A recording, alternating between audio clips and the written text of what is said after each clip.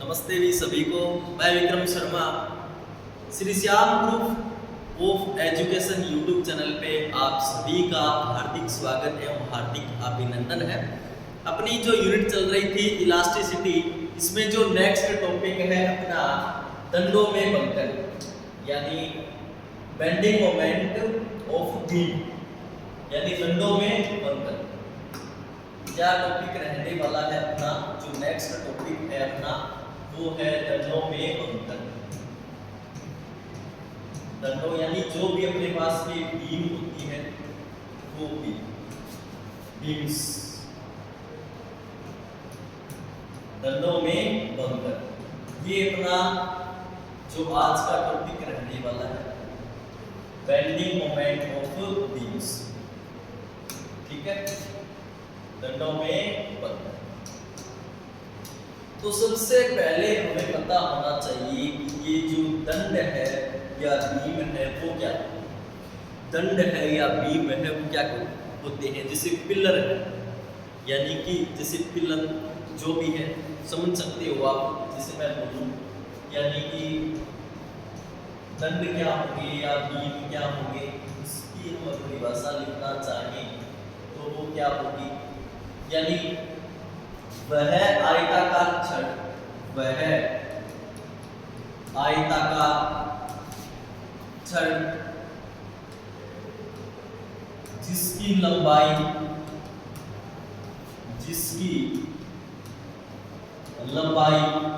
उसकी मोटाई से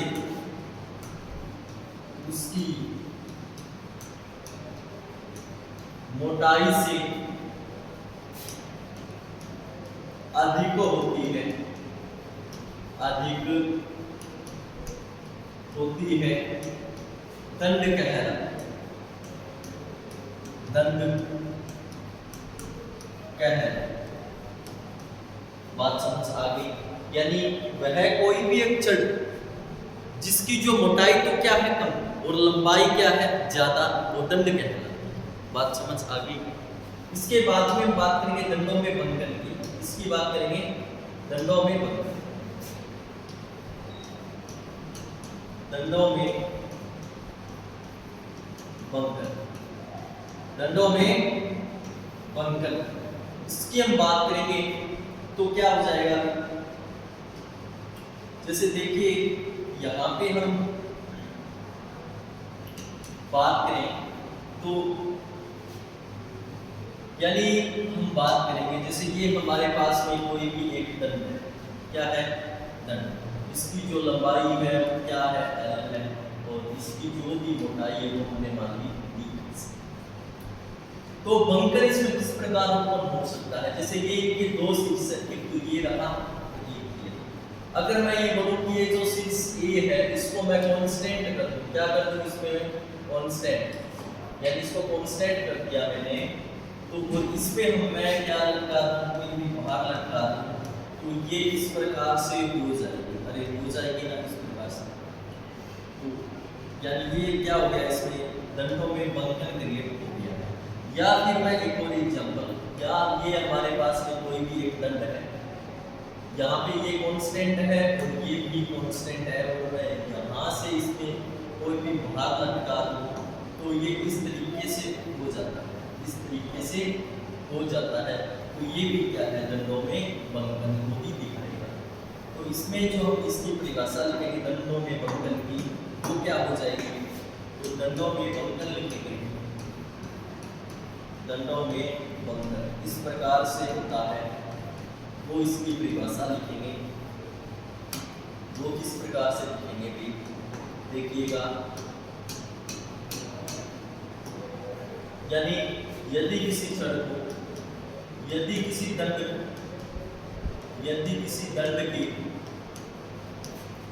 एक सिरे को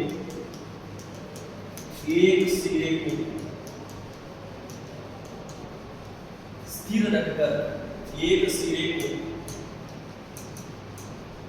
रखकर, दूसरे सिरे पर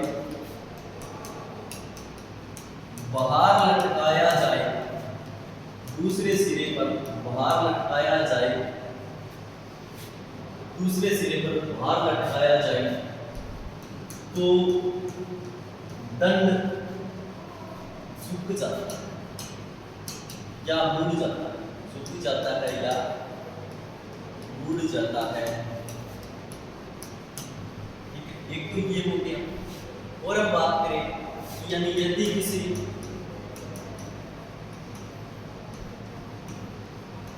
दंड को यदि किसी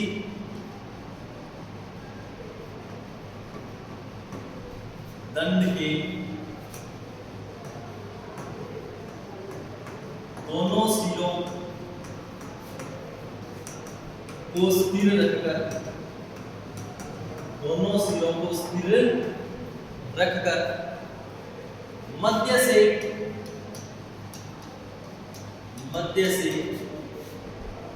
या मध्य में भार लटकाया जाए, मध्य में भार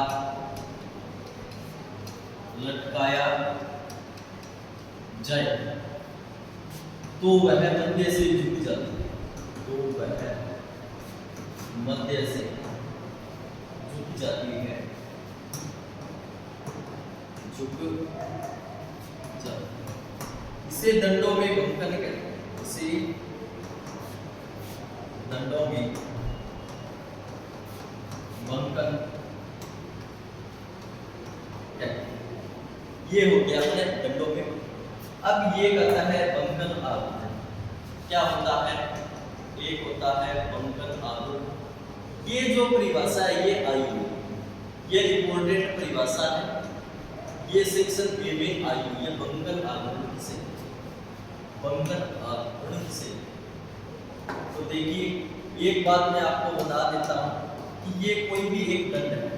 क्या है? कोई भी एक क्या है? दंड। यानी दंड क्या होता है? जिसकी लंबाई क्या हो ज्यादा और जिसकी जो चौड़ाई हो वो क्या हो कम, इसे हम दंड कहते हैं। और इसमें जो ये जो दंड होती है कई लेयर से इस प्रकार से मिलकर के ये बनी होती है, ठीक है ना।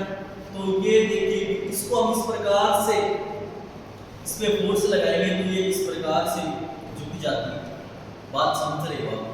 और ये इसकी जो लेयर नीचे वाली जो लेयर है ये इसकी लेंथ है वो कम होने लगती है और ऊपर वाली जो लेंथ है वो बढ़ने लगती है। जैसे ये देखिए ये इतनी थी और ये इतनी हो गई है।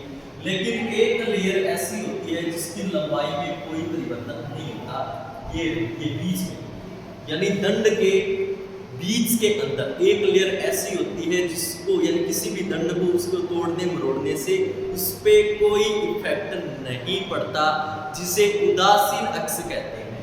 जिसे हम क्या कहते हैं? उदासीन अक्ष, जिसे कहा जाता है उदासीन अक्ष कहा जाता है, यानी कि जिसकी लंबाई में कोई परिवर्तन नहीं होता, ठीक है ना। तो बंकन आघूर्ण की परिभाषा हम इस प्रकार से बताएंगे आपको, यानी कि कोई भी अपने पास में एक दंड है, अगर छड़ को साम्य अवस्था में लाएंगे, यानी कोई भी जैसे मैं यहाँ पे एक ये दंड है मैं इसको इस प्रकार से इसमें मोड़ता हूँ तो ये जो छड़ है ये अपनी साम्य अवस्था में आने का प्रयास करती है। अरे करती है ना, यानी इसको इस प्रकार से इसको हम रोटेट करवाते हैं तो हमें बहुत ज़्यादा जोर आता है, हम डिफॉर्मेशन फोर्स का यूज करते हैं। तो कुछ ना अपने ये भी छड़ है यहाँ पे इस प्रकार से आने का भी विरोध करती है, तो इसमें कोई ना कोई तो फोर्स होता है जिसे हम प्रतिक्रियात्मक बल बोलते हैं। तो छड़ को साम्य अवस्था में लाने के लिए जो भी अपने पास में जो प्रतिक्रियात्मक बल होता है वो इसके विरुद्ध काम करता है, ठीक है। तो छड़ को साम्य अवस्था में लाने के लिए जो भी अपने पास में प्रतिक्रियात्मक बल आघूर्ण उत्पन्न होता है, जो भी अपने पास में प्रतिक्रियात्मक बल आघूर्ण उत्पन्न होता है, तो इस आंतरिक बल युग्म के जो भी अपने पास में उदासीन अक्ष है इसके प्रति आघूर्ण को बंकन आघूर्ण कहते हैं। ये इसकी परिभाषा है, मैं लिख देता हूं। यानी क्या है इसकी परिभाषा? यानी किसी छड़ को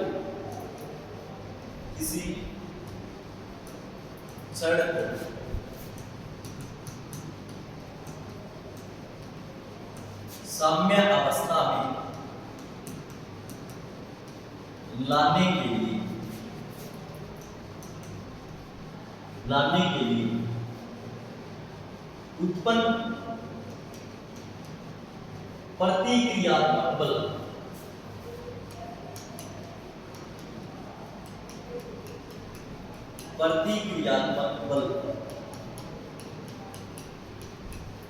के प्रति उत्पन्न प्रतिक्रियात्मक बल के जो प्रति बल आघूर्ण उत्पन्न होता है, बल आघूर्ण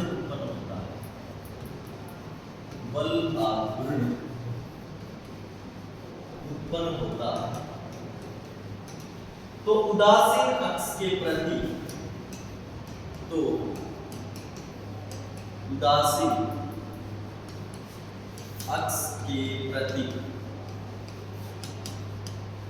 उत्पन्न आघूर्ण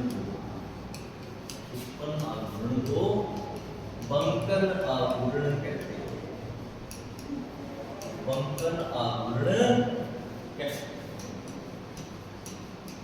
बात समझ आ गई क्या? सिंपल सी परिभाषा है। यानी हम किसी छड़ पे डिफॉर्मेशन फोर्स लगाते हैं, यानी कि विरूपक बल लगाते हैं, तो छड़ को साम्य अवस्था में लाने के लिए जो भी प्रतिक्रियात्मक बल उत्पन्न होता है, तो बल यानी दोनों सिरों पे होगा तो वहां पे बल आघूर्ण उत्पन्न होता है ना। तो उसमें उदासीन अक्ष के प्रति जो भी अपने पास में आघूर्ण उत्पन्न होगा उसे बंकन आघूर्ण कहते हैं। जैसे देखिए ये हमारे पास में कोई भी एक दंड थी और ये इसकी उदासीन अक्ष है। ये कौन सी अक्ष है? इसकी उदासीन अक्ष है। ठीक है, यहाँ पे मैं फोर्स लगा रहा हूँ इस तरीके से, तो ये इस तरीके से हो जाती है। तो यहाँ पे ये जो नीचे वाली लेयर है ना, इसकी जो लंबाई में कमी होती है, ऊपर वाली में वृद्धि होती है। लेकिन जो उदासीन अक्ष है ना, इस उदासीन अक्ष के जो इर्द गिर्द जो भी आघूर्ण क्रिएट होगा उसे हम बंकन आघूर्ण है वो कहते हैं। बात समझ आ गई होगी। अब हमें बंकन आघूर्ण का जो फॉर्मूला है वो ड्राइव करना होता है। बंकन आघूर्ण का फॉर्मूला हमें ड्राइव करना होता है। तो इसके लिए हमने माना, क्या माना कि हमारे पास में कोई भी एक दंड है, हमारे पास में कोई भी क्या है, एक इस तरीके से एक दंड है, ठीक है ना, इस तरीके से दंड है जिसकी जो लंबाई हमने मान ली L है और मोटाई देखिए मान लेते हैं ये हमने मान ली। तो अब हम क्या करेंगे? अब हम करेंगे यानी इस दंड को इस तरीके से ये हमारे पास में कोई भी एक बीम है, इसको इस तरीके से हम रोटेट करवाएंगे यानी डिफॉर्मेशन फोर्स लगाएंगे, तो ये इस तरीके से हो जाता है, इस तरीके से, ठीक है ना। यानी कि ये ठीक है, और यहाँ पे ये इसकी उदासीन अक्ष है। ये कौन सी अक्ष है? उदासीन। और मैं यहाँ से इस तरीके से इसको फोर्स लगा रहा हूँ, तो ये यहाँ पे मैंने इसको सेंटर पॉइंट मान लिया O, यहाँ पे मैंने इसका सेंटर पॉइंट मान लिया O, और इसकी जो लेंथ है वो मैंने मान ली कितनी है? लेंथ यहाँ से उदासीन अक्ष से जो लेंथ है वो मैंने मान ली कितनी है? R। कितनी है? R। अब देखिए ये इसकी क्या थी भी, ये इसकी जो लेयर है ये अन्य लेयर है, इस तरीके से ये अन्य लेयर है और ये उदासीन अक्ष है, और ये इसकी जो अन्य लेयर है वो ये है, ये ऊपर की ओर है अन्य। बात समझ आ गई? ये अन्य लेयर है, ये ऊपर की ओर है। अब देखिए यहाँ पे पहले इसकी जो लेंथ थी वो सेमी थी, इस तरीके से इसकी जो लेंथ थी यहाँ से तो सेमी थी। अब ऊपर में क्या हो गया कि ऊपर में जो लेंथ है वो चेंज हो गई, ऊपर में जो लेंथ है वो चेंज हो गई। वो कितनी चेंज हो गई वो हम देखेंगे। जैसे हमने मान लिया कि ये इतना चेंज हुआ, इसकी लंबाई में वृद्धि हुई, वो हमने मान ली Z, और ये आगे फिर इतनी कितनी होगी इस पर। ये जो पॉइंट थे ये थे, एक तो था A और एक था B। अब ये पॉइंट ऊपर देखेंगे तो यहाँ पे ये हो जाएगा AZ, सॉरी A' और ये हो जाएगा B'। ठीक है, बात समझ आ गई। और यहाँ से ये डिस्टेंस थी Z, तो यहाँ पे जो टोटल है वो R+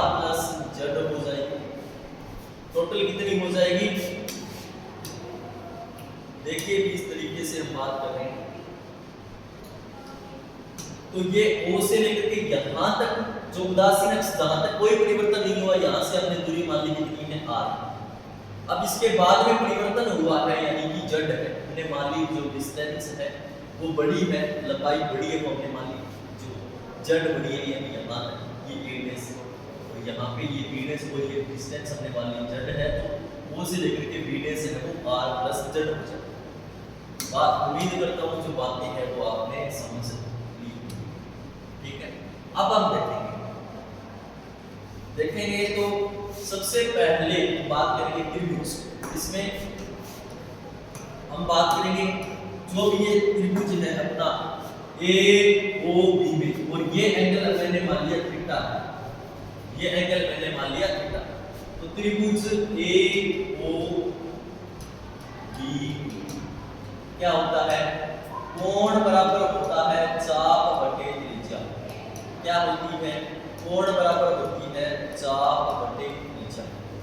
सभी को पता है कोण बराबर क्या होती है भी, चाप बटे त्रिज्या होती है। कोण कितना है अपने पास में थीटा है और जो रेडियस है वो r है, और कोण बराबर कितना है अपने पास थीटा है, चाप अपने पास में कितना है भी, कितना है, अरे बताइए a b है ना, चाप ये a से लेकर के b तक, तो ये अपना चाप हो गया बटे त्रिज्या कितनी है r, तो यहाँ से AB की वैल्यू क्या आ जाएगी अपने पास में, r थीटा आ जाएगी। अरे AB की वैल्यू क्या आ जाएगी अपने पास में, r थीटा यानी चाप की वैल्यू आ जाएगी। इसी प्रकार हम बात करेंगे जो ट्रायंगल है अपना A dash O B dash में, A dash O B dash, कोण बराबर होता है चाप बटे त्रिज्या, तो कोण हो गया अपने पास में थीटा, चाप कितना है A डैश से B dash, A dash B dash बटे त्रिज्या कितनी है कि त्रिज्या तो फिर r प्लस z हो गई ना, तो A dash B dash is equal to क्या हो गया, r प्लस z इनटू में थीटा, या A dash B dash is equal to r theta plus में z थीटा। ये चाप की वैल्यू आती है, तो चाप तो अलग अलग होगा ही क्योंकि लेंथ में बढ़ती हुई है, पहले चाप इतना था फिर इतना हो गया, बात समझ आ रही होगी। अब देखिए आगे, यानी कि चेंज हो रहा है लंबाई में, क्या हो रहा है चेंज। अगर लंबाई में चेंज हो रही है तो हम कौन सी विकृति निकालते हैं, अरे लंबाई में चेंज हुआ है तो कौन सा प्रतिबल, अनुदैर्ध्य प्रतिबल, तो विकृति कौन सी, अनुदैर्ध्य विकृति, सभी को पता है। अगर आकार में चेंज होता है तो अपरूपण है, अगर आयतन में चेंज होता है तो आयतन प्रतिबल है, ठीक है। तो यहां से हम बात करेंगे यानी अनुदैर्ध्य विकृति की, या अनुदैर्ध्य विकृति जिसको डिनोट करते हैं हम अल्फा से, बराबर में क्या होता है, लंबाई में परिवर्तन, लंबाई में परिवर्तन बटे प्रारंभिक लंबाई, प्रारंभिक लंबाई ये होता है। तो अल्फा इज इक्वल टू क्या हो जाएगा, लंबाई में परिवर्तन किस प्रकार से निकालेंगे, तो प्रारंभिक लंबाई थी अपनी AB, इस चाप की बात कर रहे हैं, चाप की जो प्रारंभिक लंबाई थी AB थी और इसके बाद में A डैश B डैश हो गई, तो पहले तो परिवर्तन निकालेंगे ना, भी कितना परिवर्तन आया, तो A डैश B डैश में से हम AB को घटा देंगे बटे इनिशियल था अपना AB, तो यहाँ से alpha is equal to A dash B dash की वैल्यू है r थीटा प्लस में z थीटा, फिर माइनस में AB की वैल्यू कितनी है, अरे r थीटा है, और नीचे AB की वैल्यू कितनी है, तो r थीटा से r थीटा कैंसिल आउट हो गया, तो यहाँ से alpha is equal to z theta upon में r थीटा, फिर थीटा से थीटा कैंसिल आउट हो गया, alpha is equal to z upon में r बच गया। ये क्या आ गई अपने पास में, अनुदैर्ध्य विकृति आ गई, और ये क्या आ गई, अनुदैर्ध्य विकृति। अरे विकृति आ गई तो हम कौन सा, अरे कौन सा यंग प्रत्यास्थता गुणांक निकाल सकते हैं, तो यंग प्रत्यास्थता गुणांक, यंग प्रत्यास्थता गुणांक निकाल सकते हैं, जिसको डिनोट करते हैं वाई से, वो होता है अनुदैर्ध्य प्रतिबल या अनुदैर्ध्य प्रतिबल बटे अनुदैर्ध्य विकृति, अनुदैर्ध्य विकृति। अब देखिए भी तो y है इज इक्वल टू ये प्रतिबल हो गया, अनुदैर्ध्य प्रतिबल हो गया, बटे विकृति कितनी आ गई अपने पास में z/r आ गई। या मैं प्रतिबल की बात कर लेता हूं, प्रतिबल इज इक्वल टू हो जाएगा अनुदैर्ध्य प्रतिबल है ये, अनुदैर्ध्य प्रतिबल इज इक्वल टू yz/r आ जाएगा। अरे ये आ गया अनुदैर्ध्य प्रतिबल। लेकिन यहाँ पे हम वैसे प्रतिबल की बात करेंगे, स्पर्शी प्रतिबल की, जो भी बल की बात करेंगे, बल इज इक्वल टू होता है बच्चे क्या होता है, प्रतिबल बटे क्षेत्रफल, प्रतिबल बटे क्षेत्रफल। यानी हम बल लगा रहे हैं, कोई भी बल लगा रहे हैं जिससे अपना प्रतिबल क्रिएट हो रहा है, तो वो बल क्या होता है, बल बराबर होता है प्रतिबल बटे क्षेत्रफल। और यहां से प्रतिबल क्या हो जाएगा, फिर यहां से प्रतिबल क्या हो जाएगा, प्रतिबल इज इक्वल टू हो जाएगा बल इंटू में क्षेत्रफल, बल इंटू में क्षेत्रफल हो जाएगा। बात समझ आ गई क्या? प्रतिबल इज इक्वल टू क्या हो जाएगा, बल इंटू में क्षेत्रफल। अब हमें क्या देना, यानी कि हम बात करेंगे जो भी प्रतिबल होता है वो होता है बल बटे क्षेत्रफल। प्रतिबल होता है ना वो होता है बल बटे क्षेत्रफल, यानी प्रति एकांक क्षेत्रफल में लगने वाला जो बल होता है वो होता है प्रतिबल। बात समझ आ गई ना? प्रतिबल क्या होता है, प्रतिबल होता है बल बटे क्षेत्रफल। बात समझ आ गई? अगर बल हमें निकालना है तो जो भी अपने पास में प्रतिबल आया है उसको हम क्षेत्रफल से मल्टीप्लाई करवा देते हैं। बात समझ आ गई? ये प्रतिबल आ गया, हमें बल निकालना है तो इसको क्षेत्रफल से मल्टीप्लाई करवा देंगे, अपने पास में बल आ जाएगा। तो ये बल आ जाएगा अपना F, वो क्या आ जाएगा yz/r इनटू क्षेत्रफल ही हो गया अपना। बात समझ आ गई? अब देखिए ये तो आपको पता ही था, ठीक है, यहां से कंफ्यूज नहीं होना है। तो प्रतिबल बराबर होता है बल बटे क्षेत्रफल, हमें बल आ जाएगा, बल निकालने के लिए प्रतिबल इनटू क्षेत्रफल, क्षेत्रफल हमने मान लिया 1, ये आ गया बल। और अब हम निकाल लेंगे बल आघूर्ण, क्या निकाल लेंगे, बल आघूर्ण निकाल लेंगे। तो बल आघूर्ण क्या होता है, बल आघूर्ण तो इज इक्वल टू जो भी आया है बल इनटू जो लंबवत दूरी होती है वो लंबवत दूरी। अब देखिए भी जो टो आएगा अपना वो बल तो हमने देख ही लिया, ये रहा y ये z/r है, इनटू जो परपेंडिकुलर डिस्टेंस है वो है अपनी क्या रही, ये रही। भी डिस्टेंस कितनी है, चेंज कितना हुआ है, z चेंज हुआ है, कितना हुआ है z, तो z चेंज हुआ है तो ये रहा z। तो tau is equal to y a z square upon r आ जाएगा। तो ये तो हो गया अपने पास में बल आघूर्ण, यानी जो बल आघूर्ण आया है। अब देखिए हम बात करेंगे कि जो भी हमारे पास में I होता है वो होता है mr², यानी इनर्शिया।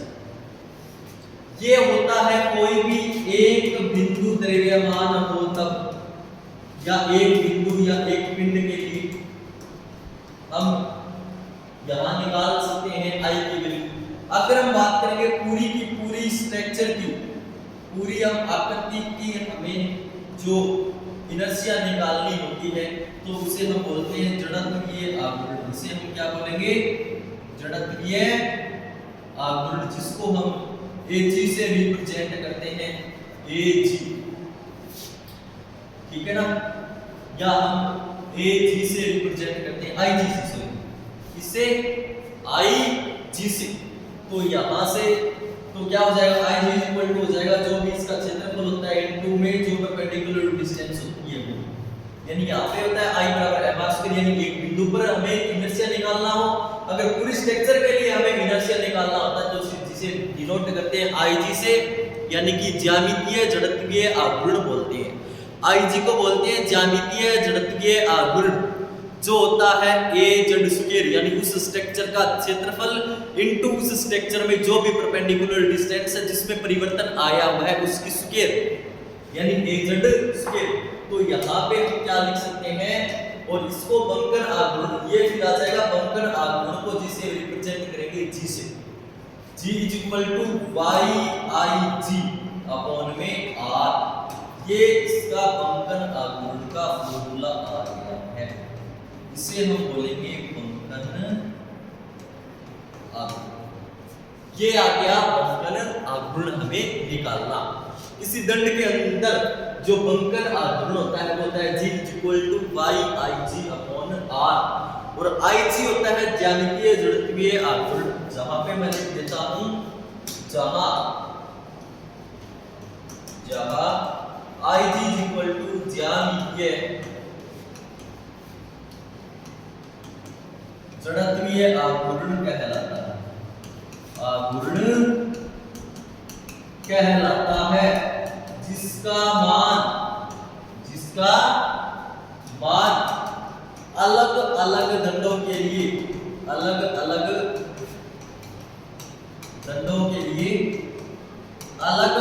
होता है, जैसे वर्ताकार छड़ के लिए आई जी की वैल्यू होती है पाई आर की पावर 4/4, आयताकार छड़ के लिए होती है बी डी की क्यूब अपॉन 12। इस प्रकार से हमें ये चीजें याद रखनी होती है।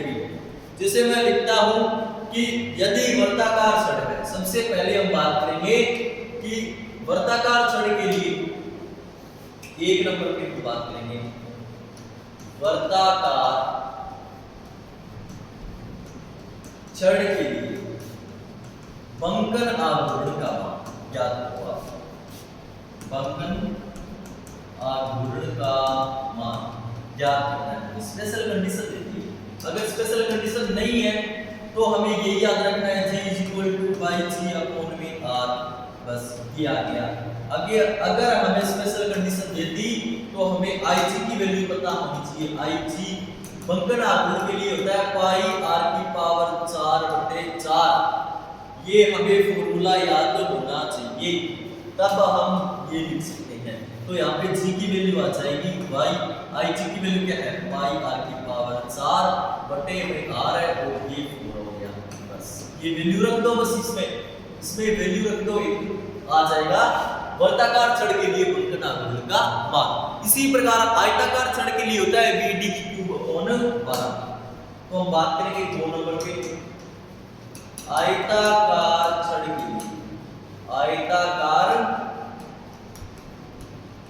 छड़ के लिए बंकन आघूर्ण, बंकन आघूर्ण। तो आयताकार छड़ के लिए बंकन आघूर्ण का हमें फॉर्मूला पहले तो ये पता होना चाहिए y g अपॉन r होता है, फिर हमें पता होना चाहिए जो ज्यामितीय जड़त्वीय आघूर्ण, आयताकार छड़ के लिए ज्यामितीय जड़त्वीय आघूर्ण आई जी की वैल्यू कितनी होनी चाहिए, बी डी की क्यूब अपॉन 12 होती है, और ये इसमें रख देंगे तो G is equal to y B D की क्यूब अपॉन 12, ये वो जाएगा। स्क्रीनशॉट लेना चाहे तो आप ले सकते हो। अब हम बात करेंगे वर्गाकार छड़ के लिए, 3 नंबर पे वर्गाकार छड़ के लिए बंकन आघूर्ण, बंकन आघूर्ण। तो वर्गाकार छड़ के लिए बंकन आघूर्ण की वैल्यू को फाइंड करना चाहें तो हमें पता तो ये होना चाहिए पहले y आई जी अपॉन r होता है, और आई जी की वैल्यू क्या होती है b इसके लिए, आई जी की वैल्यू होती है b की पावर 4/12, b की पावर 4/12। तो यहाँ से ये रख देंगे तो G is equal to y b की पावर 4/12। ये अपना बंकन आघूर्ण का जो टॉपिक है वो कंप्लीट होता है। तो उम्मीद करता हूँ जो भी आज हम सीखे हैं ये आपको एक बार में समझ आया होगा। अगर नहीं समझ आया तो वीडियो को आप पुनः दोबारा देख लीजिएगा। ये इस यूनिट का सबसे इम्पोर्टेंट टॉपिक है, ये कई बार आया हुआ भी है। बंकन आघूर्ण की परिभाषा सेक्शन ए के अंदर आई हुई है, और ये जो कंप्लीट टॉपिक है ये सेक्शन सी में आया हुआ है। बीएससी बीएड फर्स्ट ईयर के लिए मैं बात कर रहा हूँ, और जहाँ जहाँ पे यूनिट लगती है वहाँ पे ये इम्पोर्टेंट टॉपिक होता है। तो इन्हीं शब्दों के साथ जय हिंद, जय भारत, धन्यवाद।